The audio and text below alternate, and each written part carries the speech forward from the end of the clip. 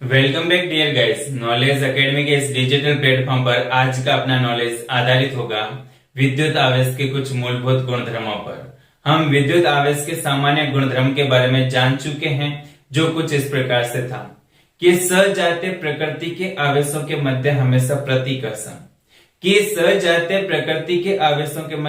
प्रतिकर्षण, जबकि विजातीय प्रकृति के आवेशों के मध्य आकर्षण होता है। इस सामान्य गुणधर्म के अलावा इसके चार और फंडामेंटल प्रॉपर्टीज रहती है, और चार और फंडामेंटल प्रॉपर्टीज अर्थात आधारभूत गुणधर्मों में सबसे पहला गुणधर्म होता है वो होता है विद्युत आवेशों की योज्यता। उसके बाद में दूसरा होता है वो होता है विद्युत आवेशों की निश्चलता, तीसरा होता है विद्युत आवेशों का संरक्षण, और चौथा होता है वो होता है विद्युत आवेशों का क्वांटमीकरण। हम आज की क्लास में चर्चा करेंगे विद्युत आवेशों की योज्यता तथा विद्युत आवेशों की निश्चलता गुणधर्म पर। बात करते हैं सबसे पहले विद्युत आवेशों की योज्यता पर। हेडिंग रूप में लिखता हूं विद्युत आवेशों की योज्यता। First fundamental property, first fundamental property,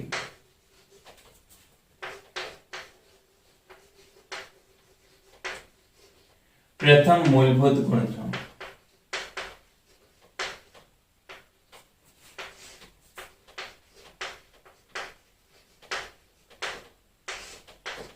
जो रहता है आपके पास में विद्युत आवेशों की योज्यता,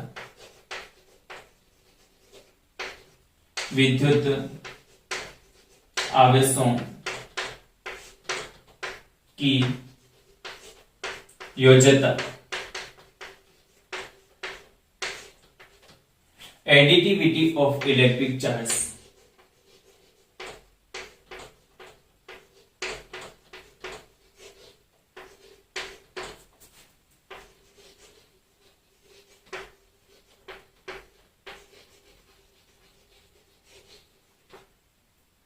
electric charges, additivity of electric charges अर्थात विद्युत आवेशों की योज्यता। योज्यता शब्द से हम परिचित हैं, जिसका तात्पर्य हम जानते हैं। योज्यता का मतलब होता है वो होता है योग अर्थात जोड़, योग अर्थात जोड़। और यहां पर विद्युत आवेशों की योज्यता की बात करते हैं ना, तो इसको कुछ इस प्रकार से परिभाषित किया जाता है, या फिर इसके अनुसार क्या होता है कि किसी भी निकाय में विद्युत आवेश का कुल मान, किसी भी निकाय में विद्युत आवेश का कुल मान उसमें उपस्थित सभी आवेशों के बीजगणितीय योग के बराबर होता है। नोट करते हैं, किसी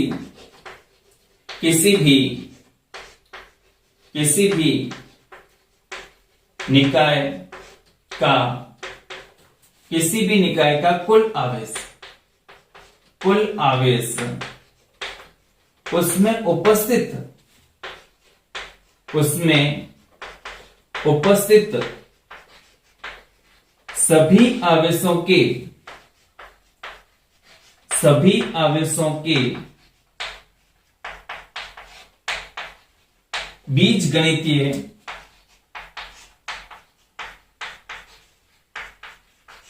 बीजगणितीय योग के बराबर होता है।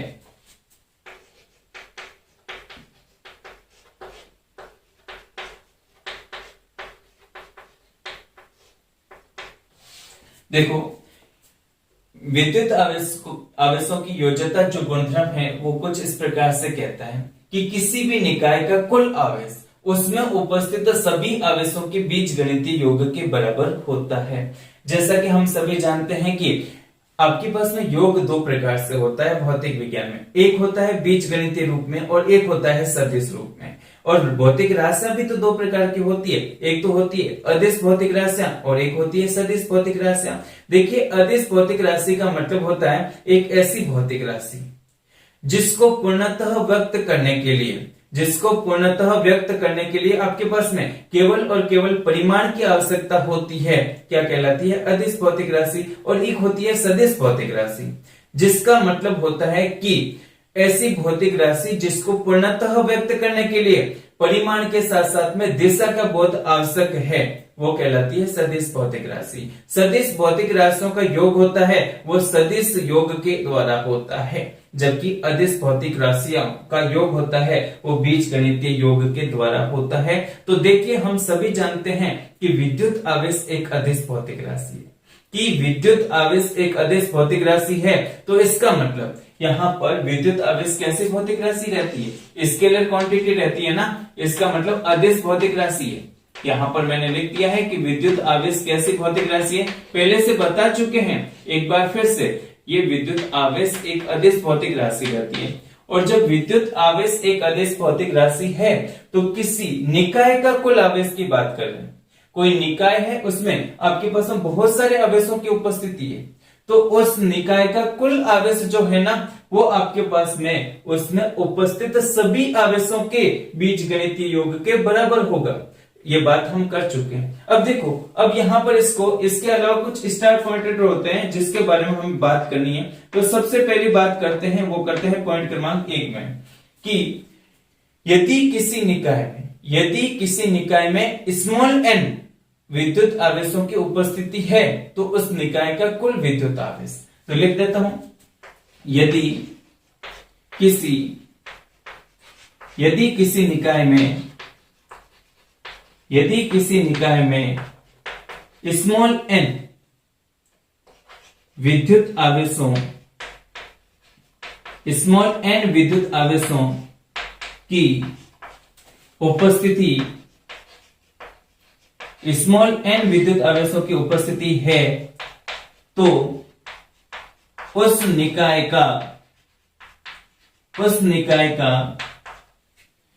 विद्युत आवेशों की उपस्थिति है तो उस निकाय का कुल विद्युत आवेश ओके, डैश कर दिया। लिखा क्या है, यदि किसी निकाय में स्मॉल n विद्युत आवेशों की उपस्थिति है तो उस निकाय का कुल विद्युत आवेश। देखो, कुल विद्युत आवेश की बात कर रहे हैं ना, हम सभी जानते हैं कि विद्युत आवेश को स्मॉल या कैपिटल क्यू के द्वारा व्यक्त किया जाता है। यहाँ पर कुल का मतलब होता है, वो होता है आपके पास में नेट, तो यहाँ पर क्यू नेट की बात हो जाएगी। यहाँ पर बोला जा रहा है स्मॉल n विद्युत आवेशों की उपस्थिति है ना, तो क्यू नेट बोले तो कुल विद्युत आवेश बराबर हो जाएगा वो अभी हमने जो योज्यता, विद्युत आवेशों की योज्यता गुणधर्म को लिखा, वो कुछ इस प्रकार से है कि किसी निकाय का कुल आवेश उसमें उपस्थित सभी आवेशों के बीजगणितीय योग के बराबर होता है। तो इसका मतलब इसमें आपके पास में स्मॉल n विद्युत आवेशों की उपस्थिति है, तो आपके पास में यहाँ पर उनका बीजगणितीय योग करूंगा तो कुछ इस प्रकार से बन जाएगा, Q1 plus Q2 plus Q3 plus Q4 plus Q5, ऐसे करते करते यहाँ पर डैश डैश करके यहाँ पर अंतिम आवेश रहेगा, वो रहेगा Qn। इन सभी को मैं बीज गणितीय योग से जोड़ देता हूं तो आपके पास में इसका नेट आवेश आ जाएगा। तो Q नेट का मान बन जाएगा Q1 plus Q2 plus Q3 plus dash dash dash Qn।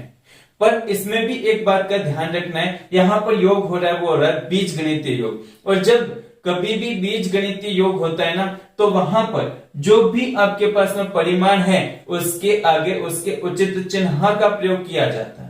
और हम सभी जानते हैं कि विद्युत आवेश दो प्रकार की प्रकृति प्रदर्शित करता है, धनात्मक आवेश भी होता है और ऋणात्मक आवेश भी होता है। तो इसका मतलब यहाँ पर योग रहेगा, वो योग आपके पास में उसके उचित चिन्हों के साथ में रहेगा। तो यहाँ पर ध्यान रहे के पॉइंट में मैं लिखता हूं ध्यान रहे, ये भी स्टार पॉइंट है, थोड़ा सा ध्यान रखना। किसी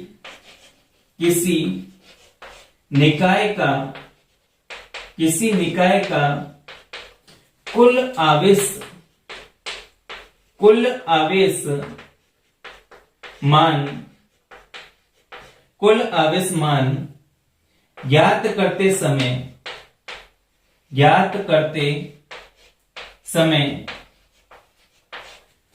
सभी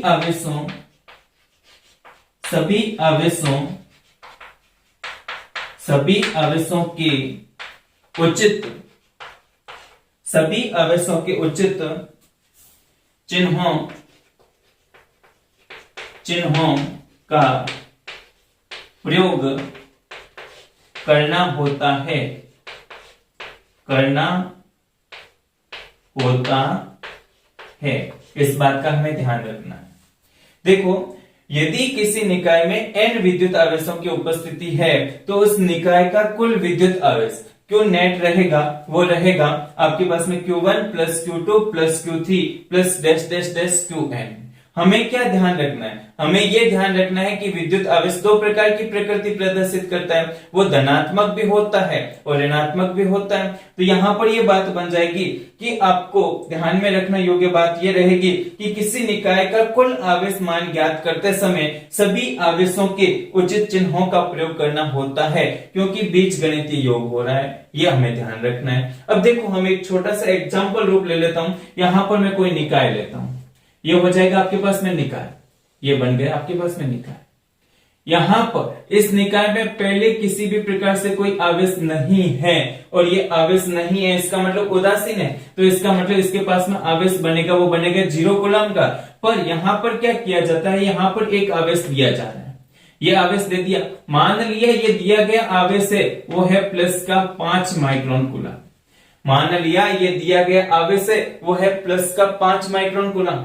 देखो, और उसके अलावा एक और आवेश दिया गया है। अब यहां पर ये 0 नहीं रहेगा इस निकाय का नेट आवेश। अब दूसरा एक और आवेश दिया जा रहा है, वो है आपके पास में प्लस का 2 माइक्रोन कूलम। और इसके अलावा एक और आवेश दिया जा रहा है, वो है आपके पास में यहां पर दिया जा रहा है, वो है आपके पास में माइनस का 3 माइक्रोन कूलम। और ये पूछा जाता है कि इस निकाय का नेट आवेश कितना, इस निकाय का नेट आवेश कितना है। तो यहां पर हम क्या करेंगे, यहां पर हमें Q नेट का मान ज्ञात करना है। ये हो जाएगा आपके पास में Q1, ये क्या हो जाएगा Q1, ये बन जाएगा आपके पास में Q2 और ये बन जाएगा आपके पास में Q3। तो Q1 का मान है वो दे रखा है प्लस 5 माइक्रोन कूलम, Q2 का मान है वो दे रखा है प्लस 2 माइक्रोन कूलम और Q3 का मान है वो दे रखा है माइनस 3 माइक्रोन कूलम। हमें Q नेट की वैल्यू ज्ञात करनी है। तो हम सभी जानते हैं कि इस निकाय का कुल विद्युत आवेश इसमें उपस्थित सभी आवेशों के बीजगणितीय योग के बराबर होगा, ऐसा हमें विद्युत आवेशों का योज्यता जो मूलभूत गुणधर्म है वो बताता है। तो यहाँ पर Q नेट है वो रहेगा आपके पास में Q1, प्लस में आ जाएगा Q2 और प्लस में हो जाएगा वो हो जाएगा Q3। अब देखो इनकी वैल्यू पुट करता हूं, तो वैल्यू पुट करूंगा तो क्या बन जाएगा, Q1 का मान है वो है आपके पास में प्लस का 5 माइक्रोन कूलम। ये बात हमें यहां पर ध्यान रखनी है कि किसी निकाय का कुल आवेश मान ज्ञात करते समय सभी आवेशों के उचित चिन्हों का प्रयोग करना होता है। तो आपके पास में Q1 है वो है प्लस का 5 माइक्रोन कूलम। बात करता हूं Q2 की, यहां पर लिखा है प्लस तो मैंने भी डाल दिया प्लस, और ये दे रखी है वैल्यू वो है आपके पास में प्लस का 2 माइक्रोन कूलम। उसके अलावा देखते हैं, मान रखता हूं मैं Q3 का, तो यहां पर Q3 की जो वैल्यू है वो है आपके पास में माइनस का 3 माइक्रोन कूलम। Q3 की जो वैल्यू है वो है माइनस का 3 माइक्रोन कूलम। इसका मतलब प्लस का माइनस के साथ जब गुणा होता है तो वो बन जाता है माइनस, तो ये बन जाएगा माइनस 3 माइक्रोन कूलम। तो ये प्लस वाले दोनों पद आपस में जुड़ जाएंगे। 5 micron coulomb plus 2 micron coulomb होते हैं 7 माइक्रोन कूलम, उसमें से 3 माइक्रोन कूलम माइनस हो जाएगा और इसका Q नेट बनेगा वो बनेगा आपके पास में 4 माइक्रोन कूलम। 5 और 2 7 micron coulomb minus 3 micron coulomb, इसका मतलब 7 में से 3 जाने पर पीछे बचते हैं, वो बचते हैं आपके पास में 4 माइक्रोन कूलम। तो यहां पर इस निकाय का नेट आवेश रहेगा वो रहेगा। अब बात करते हैं सेकेंड स्टार पॉइंट की। लिखता हूं सेकेंड स्टार पॉइंट। यदि किसी निकाय में यदि किसी निकाय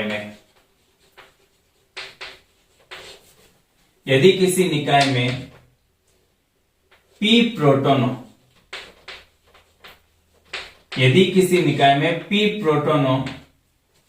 तथा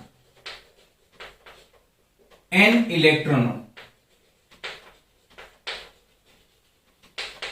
यदि किसी निकाय में p प्रोटॉनों तथा n इलेक्ट्रॉनों की उपस्थिति होती है, n इलेक्ट्रॉनों की उपस्थिति होती है, तो उस निकाय का, उस निकाय का कुल आवेश, कुल आवेश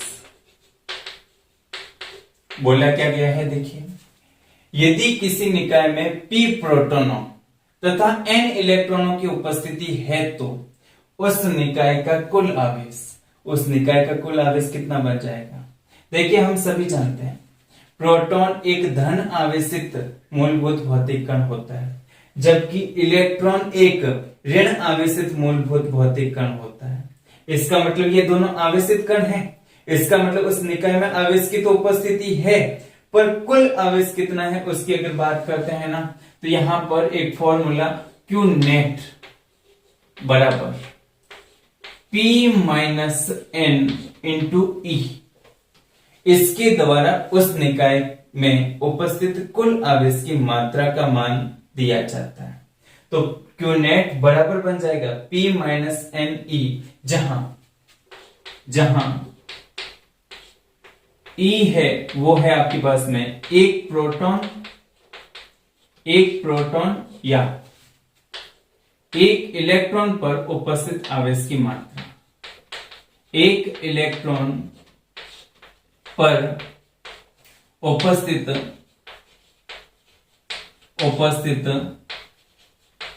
आवेश की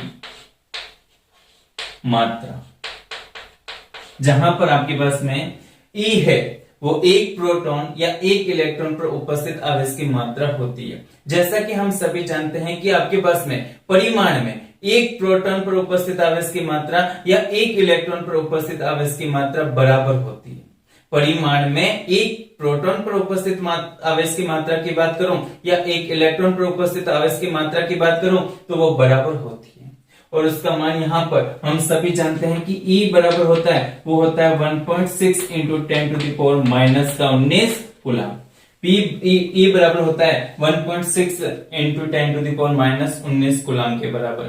तो देखिएगा यहां पर P रहता है वो नंबर्स ऑफ प्रोटॉन, बोले तो प्रोटॉनों की संख्या, और N रहता है वो रहता है इलेक्ट्रॉनों की संख्या, और यहाँ पर E बन जाएगा वो बन जाएगा एक प्रोटॉन अथवा एक इलेक्ट्रॉन पर उपस्थित आवेश की मात्रा। तो इस फॉर्मूले की सहायता से देखिए कंडीशन क्या है, ध्यान से सुनिए। यदि किसी निकाय में प्रोटॉनों तथा इलेक्ट्रॉनों दोनों की उपस्थिति रहे और आपसे पूछा जाए कि उस निकाय का कुल आवेश कितना है, ठीक है, तो वहां पर अपने को यहां पर इस फॉर्मूले का यूज करना है। Q नेट बराबर बनता है P माइनस एन इंटू ई के बराबर। यहां पर E हो जाएगा एक प्रोटॉन या एक इलेक्ट्रॉन पर उपस्थित आवेश की मात्रा, और जिसका मान होता है 1.6 into 10 to the power minus 19 coulomb. इसके अलावा एक अन्य और स्टार्ट पॉइंट है, उसको जानने से पहले कुछ और बातें जानते हैं। तो देखिएगा यदि इस प्रकार की निकाय में यदि कोई निकाय है, अगर उस निकाय में अगर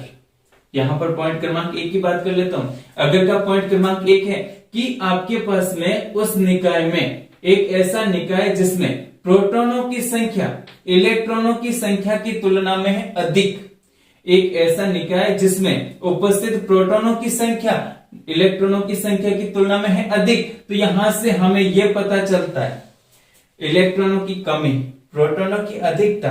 जहां इलेक्ट्रॉनों की कमी होती है वो निकाय या पदार्थ कैसा बनता है, धनावेशित। तो यहां पर ये हो जाएगा वो हो जाएगा आपके पास में धनावेशित। दूसरी बात करते हैं कि अगर की ये हो जाएगी दूसरी बात, यहां पर तो आपके पास में प्रोटॉनों की अधिकता है। सेकेंड पॉइंट में अगर प्रोटॉनों की कमी रहे और इलेक्ट्रॉनों की अधिकता रहे, तो हम सभी जानते हैं कि जिस पदार्थ या निकाय में इलेक्ट्रॉनों की संख्या की अधिकता रहती है वो निकाय हमेशा ऋण आवेशित बनता है। तो यहां पर आपके पास में निकाय बन जाएगा वो बन जाएगा आपके पास में ऋण आवेशित। ये बात हम समझ गए होंगे। उसके अलावा तीसरी और कंडीशंस बनती है, या अगर का तीसरा पॉइंट बनता है, यदि मेरे पास प्रोटॉनों और न्यूट्रॉनों की संख्या बराबर है, तो फॉर्मूले से ज्ञान करें कि प्रोटॉनों और न्यूट्रॉनों की संख्या बराबर, इसका मतलब ये दोनों मान बराबर, और जैसे ही आपके पास में इन दोनों का माइनस होगा तो ये मान बन जाएगा 0। तो ये मान 0 इंटू आपके पास में E बने तो भी ये वैल्यू कितनी रहनी है, 0 रहनी है। तो इसका मतलब इस स्थिति में जो Q नेट का मान प्राप्त होगा वो होगा आपके पास में 0। तो देखिए पदार्थ या निकाय जिस पर कुल आवेश का मान 0 रहता है उसे उदासीन बोला जाता है। तो यहां पर थर्ड स्टार पॉइंट जो है वो इस प्रकार से बनता है, यदि यदि किसी निकाय की बात करूं या फिर किसी पदार्थ की बात कर लूं, तो यहां पर मैं लिख देता हूं या पदार्थ में कुल आवेश का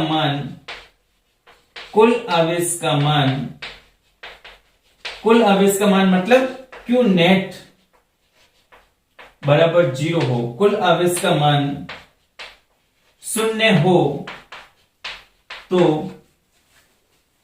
उसे उदासीन पदार्थ या निकाय कहते हैं। उसे उदासीन पदार्थ या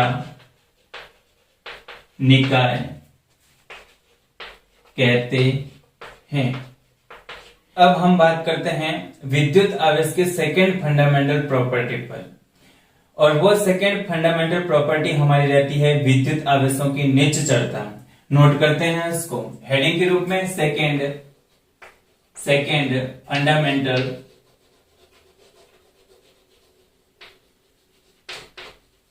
प्रॉपर्टी।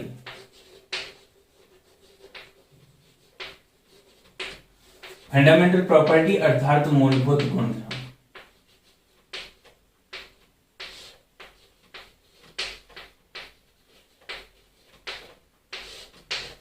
जो है अपना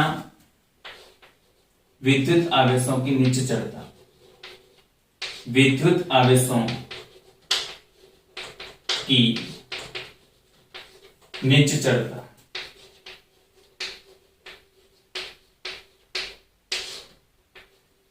विद्युत आवेशों की निश्चलता, इनवेरियंस ऑफ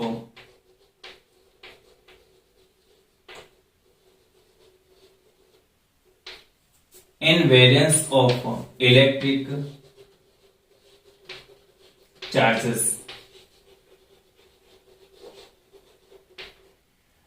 देखो यहां पर निश्चलता का तात्पर्य समझने की कोशिश करते हैं।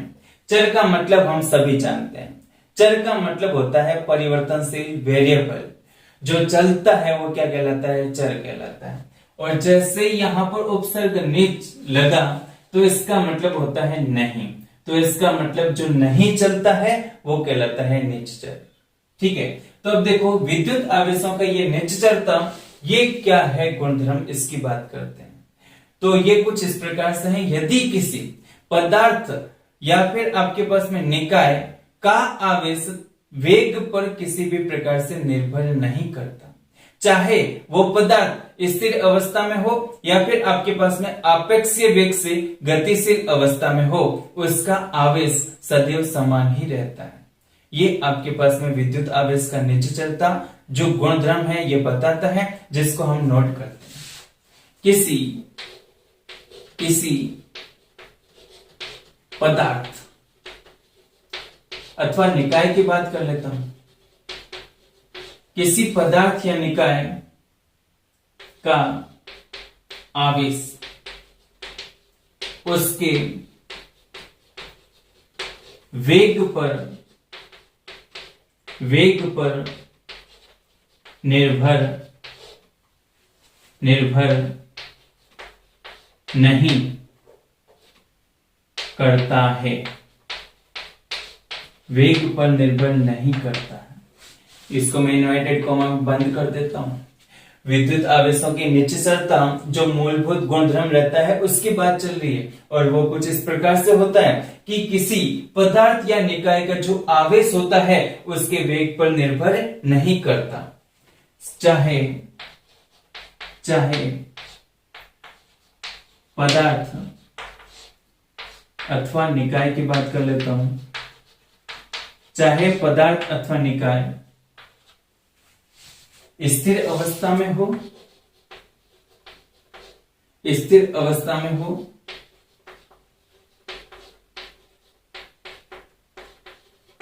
या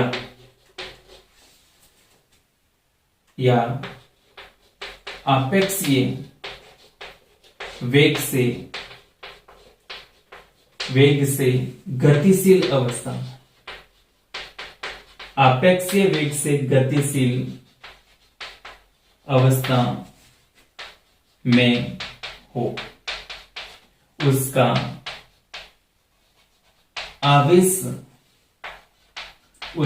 आवेश सदैव समान ही रहता है, उसका आवेश सदैव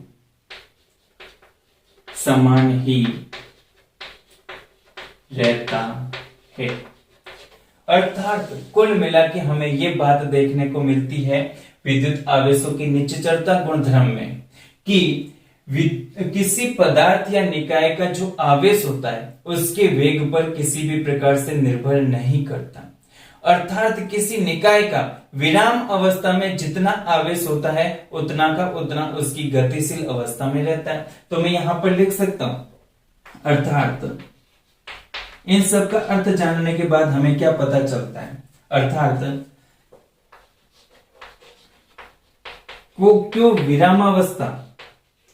क्यों विरामावस्था बोले तो स्थिर अवस्था में किसी पदार्थ या निकाय का जो आवेश रहता है वो बराबर होता है क्यों गतिशील अवस्था। इसमें भी कुछ स्टार पॉइंट रहते हैं। सबसे पहले हम पहले स्टार पॉइंट की बात कर लेते हैं। यहां पर मैं लिखता हूं आपके पास में फर्स्ट स्टार पॉइंट, किसी पदार्थ का विशिष्ट आवेश।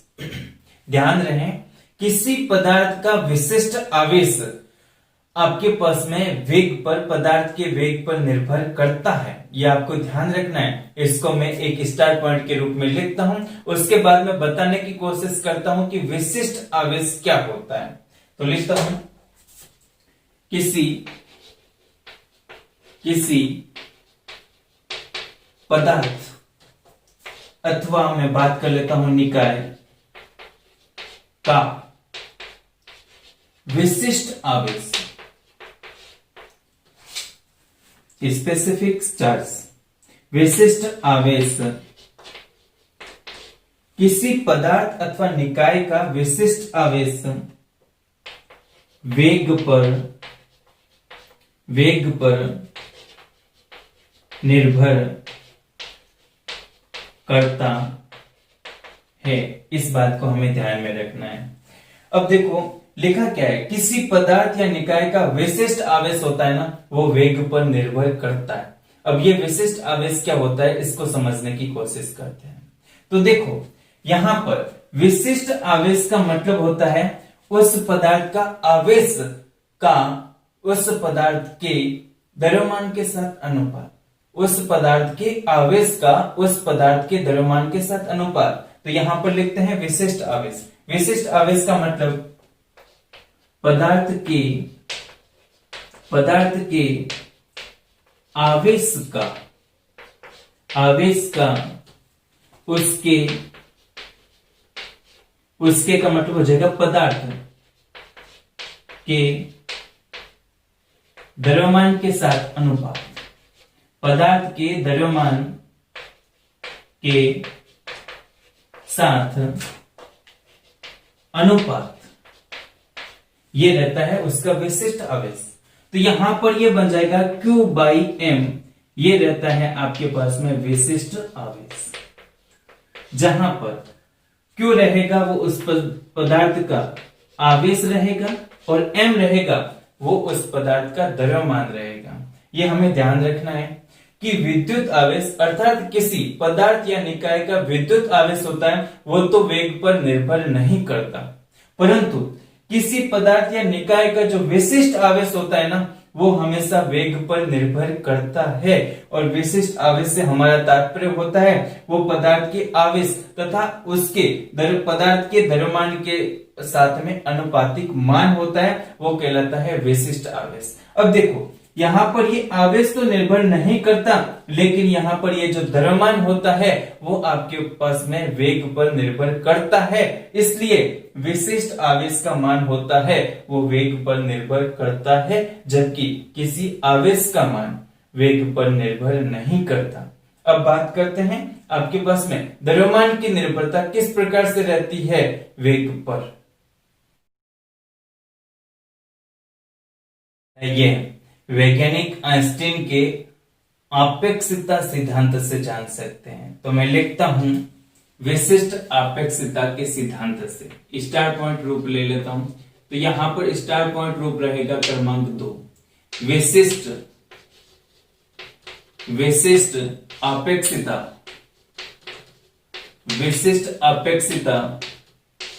सिद्धांत के अनुसार, विशिष्ट आपेक्षिकता सिद्धांत के अनुसार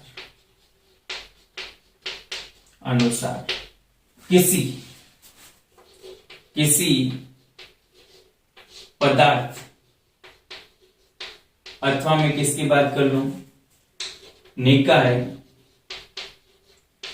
का द्रव्यमान, निकाय का द्रव्यमान देखो हम सभी जानते हैं कि जहां आवेश है इसका मतलब वहां द्रव्यमान होगा।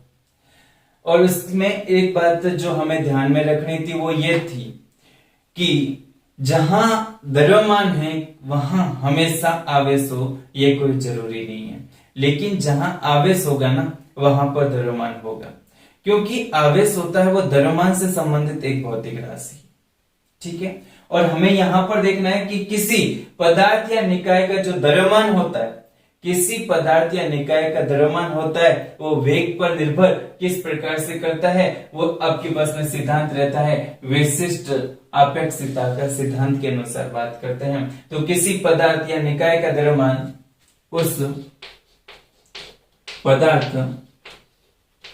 उस पदार्थ निकाय के वेग के साथ, किसी पदार्थ या निकाय का द्रव्यमान उस पदार्थ या निकाय के वेग के साथ सूत्र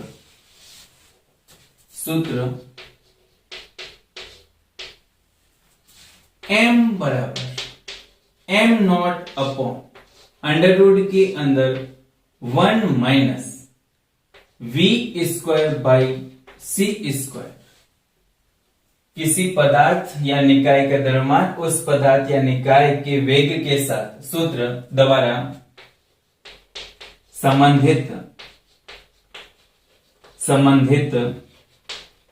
होता है, ये हमें जानना है। ठीक है, देखो हमने इससे पहले जाना था कि किसी पदार्थ का आवेश होता है वो वेग पर निर्भर नहीं करता, लेकिन विशिष्ट आवेश होता है वो वेग पर निर्भर करता है। और विशिष्ट आवेश से हमारा तात्पर्य था वो था उस पदार्थ के आवेश का उस पदार्थ के द्रव्यमान के साथ अनुपातिक मान, अर्थात Q बाई M बराबर हुआ करता था विशिष्ट आवेश।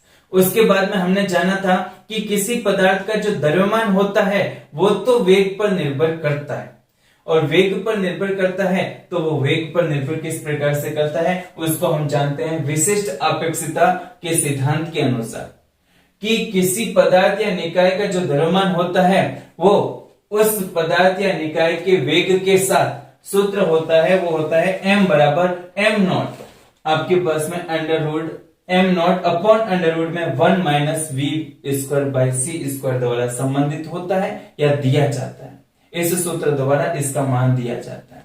अब देखते हैं कि इस फॉर्मूले में ये क्या क्या शब्द है। तो मैं लिखता हूं जहां ये जो आपके पास में m है ना, ये हो जाएगा आपके पास में गतिशील अवस्था में पदार्थ का द्रव्यमान। यहां पर m हो जाएगा, वो हो जाएगा आपके पास में गतिशील अवस्था में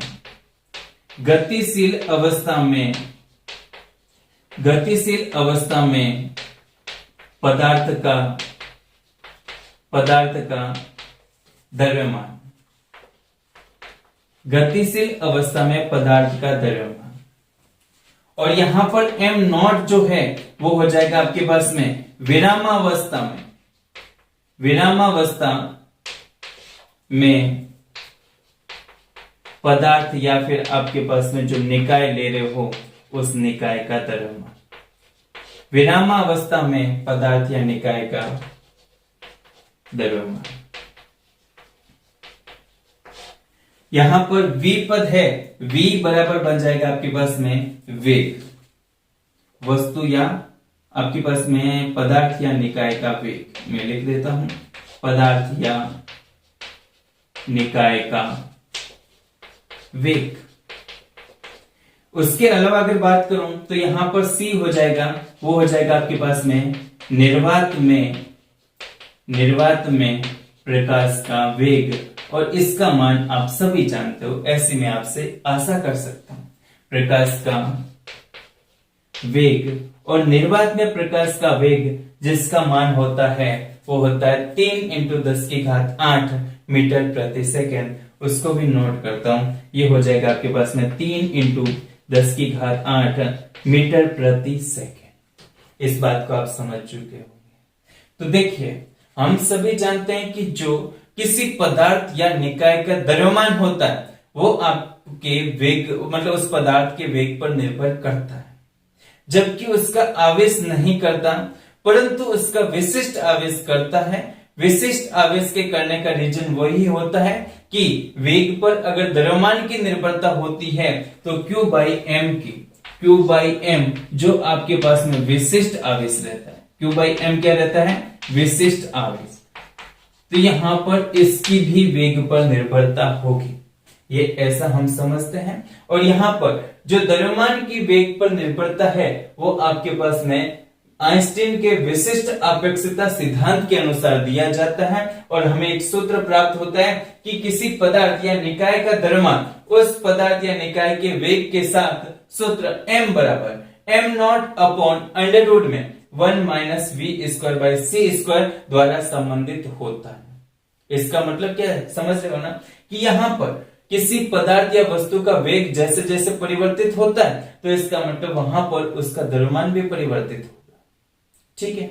और बहुत अधिक वेग, लगभग c के बराबर वेग होने पर यहां पर आपके पास में ये जो द्रव्यमान है वो आपके पास में इस द्रव्यमान के कई गुना अधिक हो जाता है, कई गुना अधिक हो जाता है। ये भी बात हमें यहां से समझने को मिलती है।